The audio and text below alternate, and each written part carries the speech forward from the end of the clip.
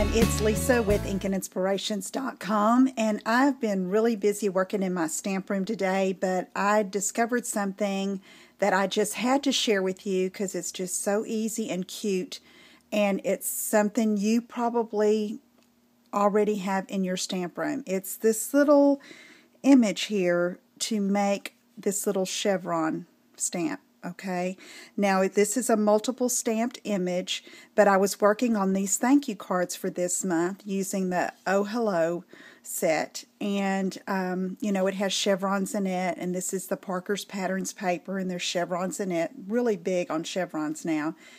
And I wanted a little one, and I didn't have it. Okay, so I just started looking around trying to decide how can I do this, and well, it just hit me all of a sudden that I already had something that would probably work. And if any of you have any of Stampin' Up's clear mount stamps and you have saved this back piece of rubber, like I've recorded a video, I believe I showed you how I save the rubber so that it's like a puzzle and you can fit your pieces in, you know, so they don't float around in the case.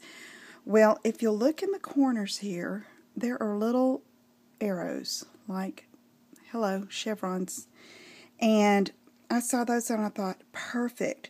So, now, not all the stamp sets have them in all four corners. Those are, I'm sure, the cut corners where they cut the rubber to put in each individual stamp case. But if you can find one and not have to cut it, like I've cut some corners off of another set and played with them. But what I found, if you can find one that's just right there on the corner like that, oh, that is so perfect. Let me show you what I do. I just take it and I get my craft and rubber scissors and cut it off at an angle like that. And it, I mean, it doesn't hurt this piece. You know, it's still holding my stamps in.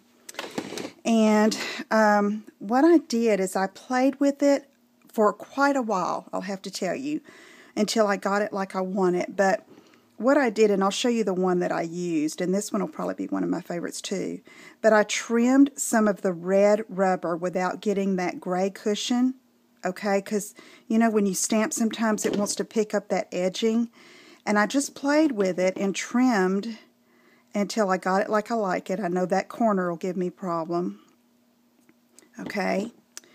And here's the one I've been using right here. Okay, you can see that I've trimmed this red rubber, okay, and you can see where I've been inking it up, and I put it on my clear block. And I'm going to set up now so I can show you how I stamped it, and I'll be right back. Okay, so here you can see how I played and played and played with it until I got it like I like. And really, I don't know how else to describe it, but you know, your stamp has like its own little personality, and it's, you know, the way it's positioned on your block and how you have it cut is going to make, you know, you're going to have to get the feel of it and see what's the best way to stamp to get your spacing like you like. But really, this is something you shouldn't stress over. I mean, it's a cute little image.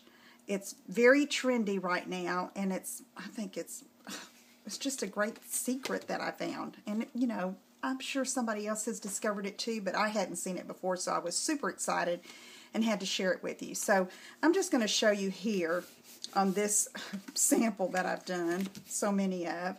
And I took it, this is Marina Mist. It doesn't matter what color ink, it's just the color I used on this card. And I inked up the little chevron. And then, as you know, on most of these, I decided to put it down at the bottom. Let me see if I can find one that doesn't have. No, pretty much I used it on all of them. But, okay, I'm just going to go for it on here. Turn this upside down. And play like, you know, this is how I had it. And then I decided I wanted it to run toward the edge of the card, you know, so I didn't know how much farther to go in. And so I played with that. And I knew that I needed to start about an inch in after I did it, okay, to put about 5 little chevrons. And so I'm going to ink it up, and I wanted them to be pointing that way, so to the left.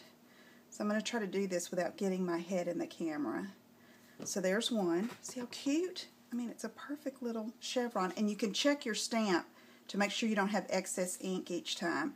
And then I've learned that I need to come a little lower than I think I do and put that V, that point right in the middle of that V. See? That's, you know, learning your little stamp's personality. There's 3, 4. Oh, that was a little low, but that's okay.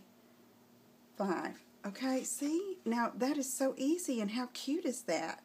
You know, and I'm just going to keep that in a little case with all my other little single stamps, and I just had to share that with you. So, if you have any questions, email me at lisa@inkandinspirations.com, and I'm excited to tell you that I'm going to have an announcement next week about some new online classes that I'm going to be offering that have been requested from people who live outside of the U.S., but they're going to be available to anyone.